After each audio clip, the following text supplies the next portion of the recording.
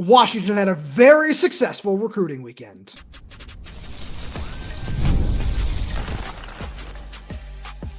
You are Locked On Huskies, your daily podcast on the Washington Huskies, part of the Locked On Podcast Network, your team every day. Welcome back in to another edition of the Locked On Huskies podcast. I'm Roman Tomashoff. That's Lars Hansen. He writes with me over at Huskies Wire. Thanks for making this your first watch or first listen of the day, as we are part of the Locked On Podcast Network, your team every day. And this episode is brought to you by Monarch Money. Take control of your finances with Monarch Money. Use code LOCKDOWNCollege at monarchmoney.com, 50% off your first year. Lars, we got a really fun show coming at all the everydayers today. We've got so much to get to from this massive weekend of official visits. We're talking about just our thoughts on the class, maybe talk about a few of the visitors we might not get a chance to get to at different points during the show, and just where it might be going, because we feel like this class is trending up in a major way. We're going to talk about the impressive sales pitch that Jedd Fisch and his coaching staff have been able to put on over the last couple of days, because, Lars, it's no understatement to say that Washington's just weekend official visits went very well. Maybe the everydayers have already heard from us because we get a surprise commitment on Sunday night, but it sounds like there were 4 commits, you and I can say from sources we've talked to, and what just the general consensus is from around the community. Washington picked up 4 commits. We could probably get into one of them because he's got a couple of crystal balls, and that's Gavin Day. I was going to say, it's a safe bet that half of those 4 stars and probably more of 4 stars. Like, I think you just look at this weekend where we thought, going back into last year where the first visit weekend was like, you didn't really get a huge ROI there. This was the antithesis of that. This weekend was one where you kind of had a sense, even going into it, where you're probably getting 1 4-star. Just a safe bet. Safest bet would be 1 4-star. More likely than not, 2 or 3. The question was going to be, would you get 4 or 5 or 6? I think that was going to be the real question. But Gavin Day, again, that was one of the ones where coming into the weekend, we thought, could even come in on Friday, where just before you get in the visit, where it's like, hey, once I land in Seattle, this is where I want to be. We'll just make it official, no pun intended there, and then knock out the official for the rest of the couple of days, and then go on about my summer. But Gavin Day would be a massive addition to this class. But you look at what you already have with CJ Lavender, you got Elijah Durr, a couple of defensive back commits in general, Kasani Giles, go down the list. But Gavin Day would really kind of round out with probably one more spot saver to fill, if you want to have a Salesi Moa. Well, at least 1 or 2. Again, conservative estimate 1.5, you take the over under there. But you look at Gavin Day and think you get your big hitter, you get kind of that overall good class, and if you want to add a cherry on top, so be it. So I like where you're going with that. And the reason, because we get questions all the time, and this is just my quick 30-second rant on this. We get questions all the time about, hey, if you're hearing there were 4 commits, can you announce them? No, that's not our job. This is the biggest moment of these recruits' life up to this point. So it's their job to announce whenever they feel like doing it. They can do that on their own time. The reason we're comfortable talking about Gavin Day is not only did he get a crystal ball from Blair Angulo middle of last week to choose Washington, but he also got one on Sunday morning from Chad Simmons of On3. So we're a little more comfortable going down that road and having that discussion. And I love everything you said there, because it's something we've talked about since this offer, really. You and I turned on the film where it was, we're starting to feel not as great about Chase Calicut. And then, of course, the whole Georgia thing comes out where that visit replaces Washington. And we turned on Gavin Day's film and said, this dude is like a perfect fit for what they needed in this defense, where he plays that hybrid safety linebacker role. You can have him walk down and play in the box a lot like we saw CJ Christian do this spring. If you need him to drop back and play over the top in the post safety role, they call it in this defense, he can do that too. And that's all just really great. But then on top of that, having somebody who just seems to be a very impactful kid off the field as well, where you look at all the Nevada kids that visited this weekend, whether it's Dominic Harris or Dre Pollard, those 3 seem to have a really, really good connection. And I feel confident saying that I like Washington's chances with all 3 of those guys right now. And I look at where this class is, and I think if you're able to get a Dre Pollard and a Dominic Harris, you're building something really, really special already, because Dre Pollard's top end speed is just so much fun to watch. And I think he's a very raw prospect right now, but he has so much room to grow. And I'd say the same about Dominic Harris, but just getting a guy with that frame along the offensive line is just picture perfect for the Big Ten. Another state that Washington's done pretty well in the past, from Eddie Lucio to Roma Dunze and Troy Faltano. Exactly, and plenty of guys in between. I just want to go from a walk-on to a heralded top 10 pick there. But obviously Troy, no doubt, in that mix as well. And I think it kind of speaks to all three guys could have an impact, where Dre Pollard, like you mentioned, if he ended up at Washington, more of not a developmental guy, but more project than Gavin Day, whereas Gavin Day is a big hitter, big thumper. Shout out to Cal Raleigh, they're a big dumper. But I just had to get that in there real quick. But you just look at, would you get all three? Maybe not, because I think Dom Harris is the one where you look at and think, okay, let's see how long after the official visit to Washington does he move on to the next one, or did Washington do good enough this weekend where he shuts it down? There's plenty of ways where you can go with that. Again, like you said, I just have a lot of thoughts there. Yeah. When the kids make their decision, they make their decision. We're just here to kind of talk in the interim about it. And so I think, again, do I think Dom Harris commits on this weekend? No. Do I think he still takes his visit? Yes. But it's either way. You're getting those guys in as a trio together, which I like how the staff set this weekend up, where, yes, you have a bunch of guys that are already, committed that came in the weekend, with about, call it 10-ish guys that weren't. And you look at it and think, that's honestly a good mix when you look at who ended up playing host. I know Antonio Thompson was a guy. LeVar Bryant was the guy who played host for a couple of guys this weekend. And it just seems like you're getting a good mix of veteran guys and guys that are ready to be that next step in terms of on the roster, pairing them with the recruits. Because overall, like, from the not just social media, but from everything we've heard, this is a home run weekend, which is the exact opposite of what we had last year.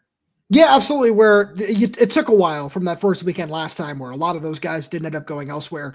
And that's why we wanted to start with Gavin Day, where it took you a good long while to land your first 4-star from this big weekend last year. And that was Dylan Robinson. And that came in like the middle of July. So it still took a while to get to that point.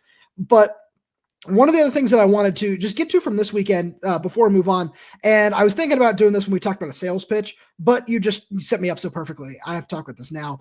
It was something our good buddy Insider Coker pointed out, the conversation I was having with him the other day, where this staff just seems to really encourage not just the players on the team, but families and everybody to get behind recruiting, whether it be on social media over the course of the weekend. If you go just look at social media, it just seems like this is such a really tight-knit team, and that does resonate with a lot of these guys.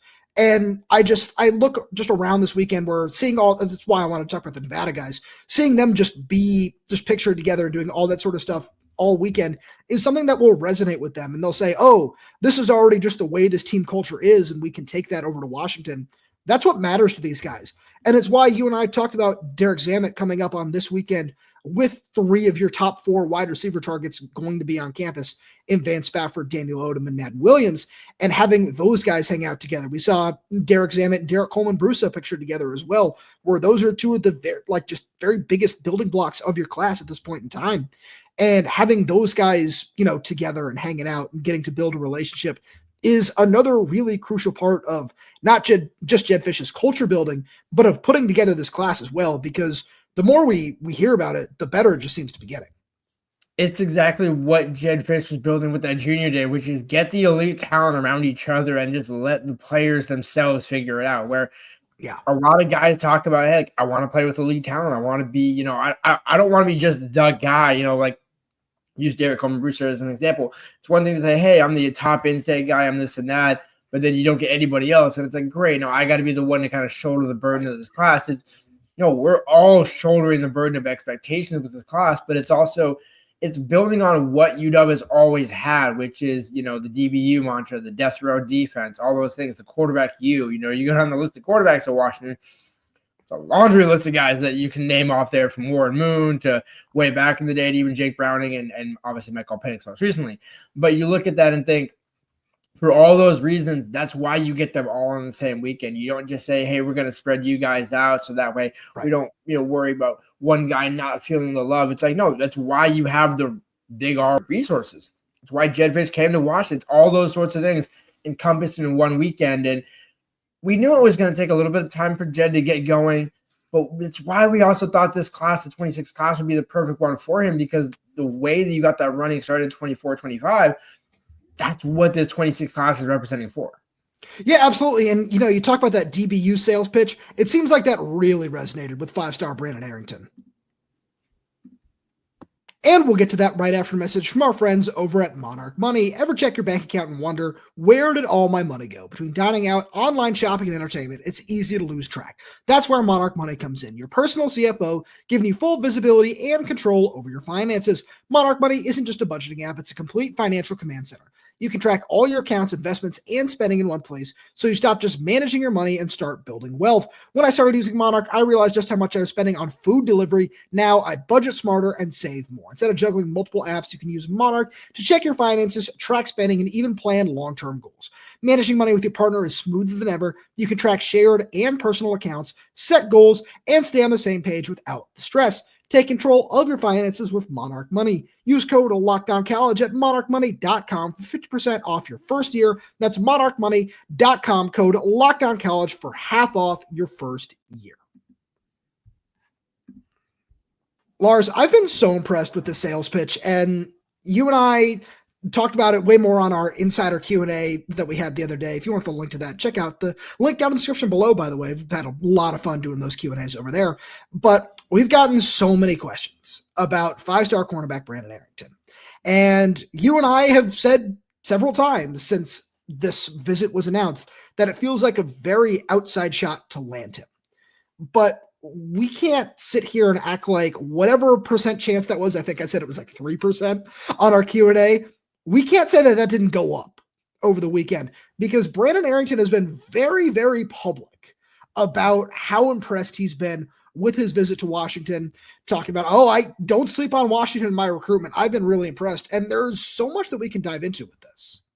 And that was what I wanted to hit up with. He also tweeted this afternoon, Sunday afternoon, how do I look? It's not just, hey, this is kind of like a, no pun intended here, but like an NIL page almost for Washington to say, hey, don't sleep on Washington. I came in on this visit. I agreed to, say, hey, sure, pay attention to Washington, yada, yada, yada. Because that's not what Washington under Jedd Fisch has become. It's more or less say, hey, by the way, how do I look? What do you think about this? Maybe 5%, 10%, 15%, 20%. And it's slowly incrementally going up to where I'd probably put it, might shock you a little bit here, 30%. Just in terms of, a little high for me. Now, again, still 30% does not mean you get the commitment. But I think the longer this goes out, it's kind of what I was ending last segment with by saying, you had all that energy built up with Trent McDuffie and the DBU mantra and everything that UW had built under Chris Peterson. Then it got to die for 2 years. 2-year period that just kind of went away real quick. And then Kalen DeBoer brought the program back, resurrected, took it to a national championship. But now Jedd's basically saying, this is the sleeping giant that I needed. And Brandon Arrington is that perfect representative to where I think you can say Shaq Thompson, where back in the day when it was that 2013, 2012 class, whatever it ended up being, when you looked at Shaq thinking linebacker, safety, it doesn't really matter where he ends up playing. It's Washington is able to get a big fish from the state of California. I think that's what Brandon Arrington represents. Do they get him? Maybe, maybe not. But like I said, talk to me on signing day, which is the exact same thing I would say back in the day about Shaq, which was nobody thought about Washington up until that November, December, January period before signing day. And Shaq eventually was like, you know what? I'm just going to go to Washington. And that's the decision. That's what it was. And I think if Brandon does end up going to Washington, it's going to be after he commits somewhere else, like we talked about last week on the show. But I don't think it's the non-zero chance of just 1 to 3 to 5% that we originally thought. Yeah, I went from 3 to 8%, where I just feel that there was so much ground to be made up. And I think the staff did a fantastic job doing that, where I look at it and I think that they did a really great job there. I also think they're doing a phenomenal job with these wide receivers, and especially Vance Spafford, because this is somebody who every time you go back and you watch his film, it's just, this guy is just tailor-made for this offense, where he commits to Georgia in November, and then he had Washington in his top 2, top 3 when he committed there. So it was never like Washington was fully out of the race for him. So being able to do just Kevin Cummings did a great job staying in the race and finding ways to say, hey, don't sleep on us. Continue to think about Washington. And you get the official visit, you get him to, come hang out with Derek Zammit and meet him and talk to him, which is crucial as well. But it's just, you look at this wide receiver class, especially after Terrence Sarian decommitted, and you were always looking for a player of Vance's caliber anyway, no matter what it was going to be. And he fits this offense so well inside, outside, in the same way that Terrence did. But it's just, 4.35 40. He's got all those measurables that you look for on the track as well. I think it's like a 10.65 100-meter dash or something like that, which is all really great and really impressive. But just where he is as a receiver right now, I think about it, and I think about losing Denzel Boston to the NFL draft this year and Amari Evans to the draft too, since he's going to be graduating. And I think that there's no reason that even among this young group of receivers that Vance Spafford couldn't try to force his way into the two deeps next season, which is something that Jedd Fisch just loves to have happen at any position on the field. And with no disrespect to Terrence, it's just leveling up. It's a matter of, you talk about that 10.6 speed. There's certain things that some guys might have similar makeup to, similar frame, similar all that. But you look at Vance Spafford and you know exactly what you're getting. You know from day one when he steps on campus, whether it's next January, next March, or next June, whenever he ends up enrolling, I would imagine one of the first two is going to be when he enrolls. Just a safe bet there. He doesn't strike me as a June enrollee type of kid. But with that being said, that's why you go and stay in the race. That's why you put all the resources into, maintaining that relationship, not just for the flip from Georgia per se. He's from California, so you're keeping the West Coast guys home. It's about that impact freshman when you're talking about that slot receiver position come next spring. Sure. Talk about Dominic Harris, talk about Kevin Green, talk about a bunch of those guys. None of them are guaranteed to be starters, and I think that's what Vance has eventually started to see is where, you have a bunch of young guys in that room, but nobody that could potentially hold me off. And that's with all due respect to the guys in that room, right? In terms of if you have Kevin Green. This is what you want. Exactly. If you have Kevin Green as a starter and Vance is your number two, or Vance gets some reps outside and you make it work like that, it doesn't really matter how it comes to fruition. It's, well, you know what? I have the coaching. I have the resources. I love Seattle. And I think, by the way, I'm looking out my balcony window this afternoon. Pretty good day. Like you see the sun pouring in here. Like, again, that's not rain pouring in out there, but there's raining commits. But that's a different story.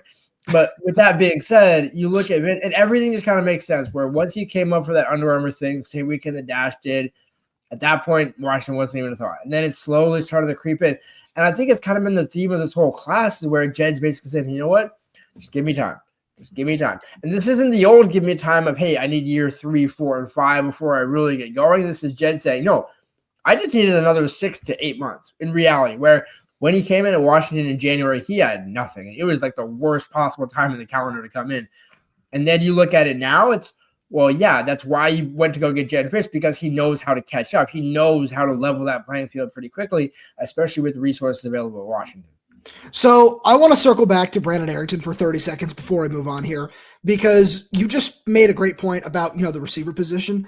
And it's the same thing in the secondary. And I feel like I mentioned this at some point last week as well, as the Everdeers know. And that's, you can say the exact same thing about the cornerback position, where I feel very strongly that you have 2 entrenched starters next season in Leroy Bryant and Dylan Robinson. But behind that, it's going to be a very, very open competition with Darian Clemens, Ramon Adams, Elias Johnson, and then the freshmen who end up enrolling and, if anybody else ends up committing as well. And that's one of the things that you can sell Brandon Arrington on is not just that, not just the, the legacy of DBU that John Richardson loves to just make the very first thing out of his mouth every time he talks to us, which is great to see that these coaches have really, done a lot to dive into the history of this program and tried to figure out like, hey, how can we make this the best for us? And I think John Richardson does a phenomenal job of that. And that plays into what you're saying at wide receiver too, where, you can sell this recent history of success at the position that goes back to, John Ross, Dante Pettis, all the way back to Reggie Williams, Mario Bailey, whatever it is you want to say about wide receivers at Washington, you can sell that to these guys. And I think they're doing a really, really nice job of that. And you're seeing that all over the field because like a guy who I want to make sure we talk about more on both sides of the break is David Schwarzel, because I think that Washington made a really big impact on him. And it was something where we shared this with our insiders the other day, where it felt like, he was close to committing. We said as much on the Friday show. And then it felt like maybe, he wanted to let his visit process play out a little bit. And then I look at the impact that Washington may have had on him over the weekend. And I'm starting to feel really good about where the Huskies sit with him. And Lars, I know you'll have more on that on the other side of the break.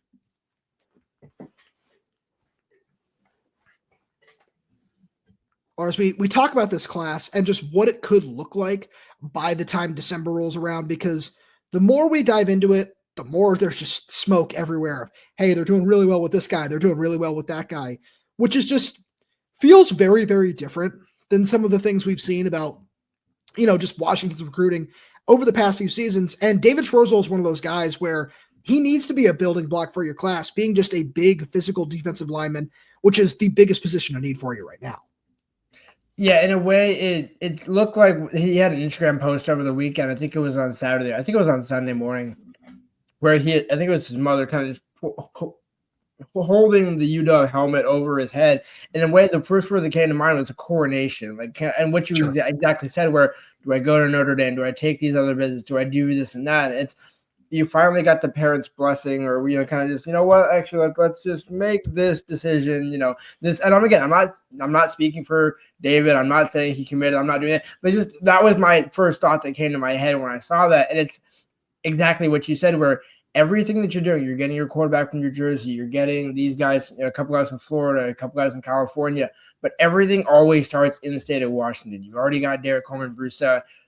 And then now you're looking at the 2 O'Day guys thinking, all right, which one of you is going to be first? Obviously, FSC Alec was, in East Lansing over to visit Michigan State.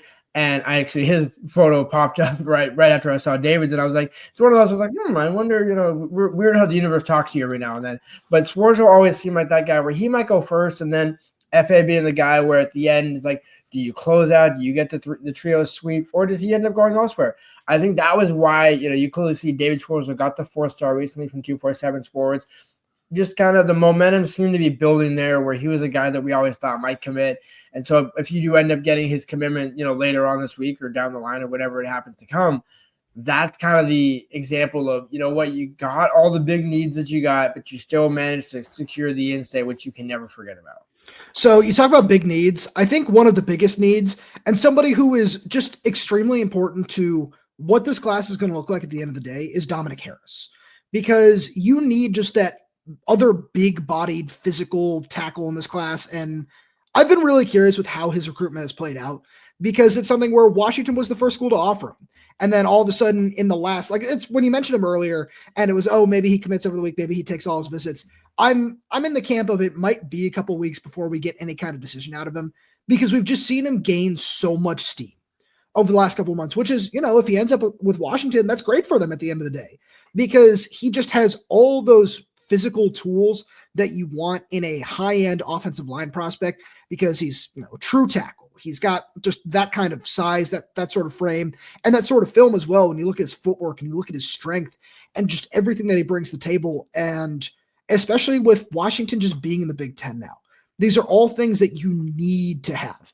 And, we look at what the rest of this class could be, right? Along the offensive line, Sam Utu being the one with the crystal ball right now, who I know is very high on a lot of fans' lists, and rightfully so. He's got that kind of talent. But I think that Dominic Harris is just as important to this class because of what he provides from a physicality standpoint. I look at somebody else who took their official visit this weekend in 3-star offensive lineman Adiang Yang, who's been committed for a while. And, some people might look at that and say, he's got 2 offers right now, Washington and Sacramento State. Why did you take this guy as early as you did? And then you watch his film and you say, oh, wow, no, he's really big, really physical, really strong. Of course you offer that guy, especially when he's sitting in your backyard like that. And having those 2 guys in the same offensive line class is just absolutely critical, because we saw what these early enrollee freshmen did during spring practice, and just what kind of strength and physicality and just size that we did not see last year, how important that's going to be this fall. I think that you need to add Dominic Harris just from that alone. So I'll throw a name out, because when you mentioned the Adiang Yang one, where it's going, he only has these 2 offers. First of all, one, put some respect on Brendan Marion. With that being said, sorry, no, I have to stop you. We're doing this live. And, the everydayers are going to hear more about it when we're doing our bonus show. Dominic Harris is committed to Washington. As we record this is phenomenal. So it's great that they're just going to hear so much talking about this. We're leaving all this in. The serendipity, like I said earlier, where it's, again, did you do enough to make that official visit set in stone? And I'm so glad this happened live, because this is fantastic. You're going to go back and watch this when you see my facial reaction when he said, what about the other visits? I was looking at that on his 247 page. I was curious. His next visit was Arizona on June 6th. Just laughable, because if you think about Jedd in Arizona, and then you go June 13th to Oregon, which we both talked about on the show and off the show about, are you going to go to Oregon just to get transfer recruited, by 3x by, 2 other guys that Oregon is going to have to go poach and not develop players. And then his third visit with UNLV, which I think recently joined. Yeah, UNLV. That was like a stay home sort of thing. Exactly. And so the more you think about, like, hey, well, you already survived the Auburn visit. You already did a bunch of, you already kind of survived the big punch. The only one that would have been a true threat would have been Oregon. And we both, Cody Green probably could DM Dom Harris. I'm like, bro, I got you. Like, don't worry about it. Like, it's all good. And I think that's why, when you think about this weekend, Dom Harris being the first public commit, it's not necessarily surprising because, like you mentioned, they were the first offer. That Washington was the one that started the entire tidal wave of Dominic Harris's, you don't want to say recruitment, but it's just Washington, whenever they seem to be that school, there was a linebacker. What was the Daniel Riley? That was the one where when back in the day when he got all those offers, Washington was kind of the one that started it all off. I remember Bob Gregory telling him, and I guarantee you Michael Switzer told Dom Harris the same thing, where it's like, hey, I'm your first offer, but there's going to be about 20 coaches calling you in the next 48 to 72 hours offering you. And I think Dom Harris is kind of that guy where you look and think, again, not exactly Troy Fautano-esque, but you go in the mold of, hey, you know what? We got Cody Green. We probably going to get Sam Utu, which Dom Harris, by the way, does not prevent Sam Utu being a take. So just for I'm sure people will ask the question, hey, well, does that mean you get Dom Harris, you don't get Sam Utu? No. And by the way, we just take 30 seconds here. Shout out Michael Switzer. Like, again, when we talked about this, when he was promoted, it's like, oh, it's an easy, lazy hire. It's an easy whatever. It's like, is it? Is it? Are you sure? Because if it was easy, I'm sure he'd be on other staffs, especially with offensive coordinator experience that he has. And I think that's the sell of Jedd. Going back to the second segment, it's people want to work for Jedd. And by proxy, players want to play for Jedd and the coaches that he hires because Jedd hires so well. And I think Michael Switzer is a perfect example of that, where I asked him during his press conference, he was like, hey, I had to take a step back. I was a former OC. I was a former player. I ran Jedd's offense before I even worked for Jedd, and now having to work for him and coach under him, I think it all kind of ties together where now you're seeing this 26 class really pay off in a big way. So I agree. I'm glad you mentioned all those things, but the everydayers will hear more on my thoughts on our bonus show, which will drop way before this one has come out. So I love when these things happen live on the show, because I really did feel like he was going to end up taking some of those other visits because of all the hype that he's gained, and rightfully so, because he is a massive, talented prospect. So you love to see all that. But I want to take a minute here before we get out of here, because, I titled this class overview because we want to just be able to share very general thoughts like that. I can't believe it timed up the way that it did just now, but that was amazing. But because I really want to talk about Daniel Odom, where I continue to feel better about where Washington sits in his recruitment. And a big part of that is I just think that he's going to end up wanting to stay on the West Coast, where his other visit is Florida State. So I'm curious to see what that's going to look like. Him and his teammate Madden Williams, just like they were both up here this weekend, are taking that visit together as well. But I look at what he brings in this offense as a dynamic playmaker with a ball in his hands, who's got the big body to just be able to play on the outside full time and just add to a very long line of just really exciting X receivers that Washington's had. Obviously, Rome Odunze, and then I really like where Rasheed Williams is going to be in that department moving forward. Justice Williams is somebody, as all the everydayers know, I'm very, very high on. And Daniel Odom just falls into the same boat for me as just a big athletic playmaker who you can find ways to not just like get him the ball at all three levels of the field, but he's going to find ways to win because he is such a talented route runner and then just so explosive after the catch. So I think about where UW has just always been with him, as well as Vance Spafford, like we talked about a few minutes ago. And I just think that this is shaping up to be a really nice receiver class for Washington. And the most important thing for me is, especially if a few of these flips do come to fruition, I don't want to say it's righting wrongs, because it's just building on, just what was kind of a messy situation last season. But this is what Kevin Cummings and Jedd Fisch and Jimmy Doherty have wanted this offense to be, is to get these big high-end playmaking receivers moving forward. And I really like where they sit with him. That's probably the best way to put it. Yeah, if you equate it to an NFL example, it's imagine having 4 first-round picks, which you will never have. But just imagine you have 4 first-round picks. You got your quarterback. Go get a couple tackles, go get some receivers. And I think that's the reason why I equate that example is it's Jedd building out an NFL offense at the college level. It's go get your big guys. Go get you got the quarterback. Quarterback more than taken care of in a healthy situation for the next 5, 6, 7 years of Washington, to be real here. But you just look at the receiver position and think guys that just know how to get open. It's one of the things that Kevin Cummings, I don't think gets enough credit for is the guys that he ends up going after and the guys that end up, he coaches up. When you describe a Kevin Cummings type of receiver, it's somebody who just knows how to get open, whether it's, the exact route in a route tree, or sometimes, the great receivers even, will peel off, where you talk about the Roman Dunze to Michael Penix, the Roman Dunze Cal touchdown. That was not a scripted touchdown. That was not the route that he was supposed to run, but it's, hey, I know how to get to that point in the route. And then from there, you have the blessing of Cummings and Fisch to say, you know what, just get open. Just find a way to get open from the top of the route. And you work and you go from there. And I think all three of these guys, whether it's Daniel Odom, Vance Spafford, whoever ends up being the third, you look at that and think, you know what, that's exactly what you needed in this class. And everything is just leveling up. Everything that you look at in the 25 class, which is you had 5, 6 receivers there, you wonder, well, how can you take 3 or 4 now? It's, well, you just sort it out, let it go. And I think that's I think the right route, for no pun intended, for Jedd to take.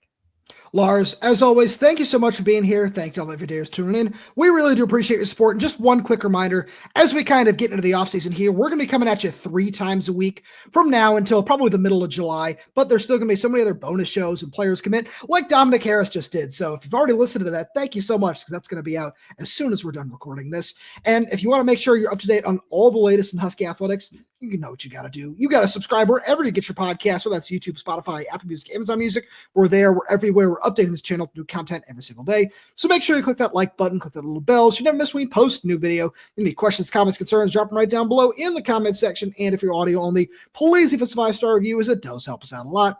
Thank you so much for tuning in, and we'll talk to you on Wednesday.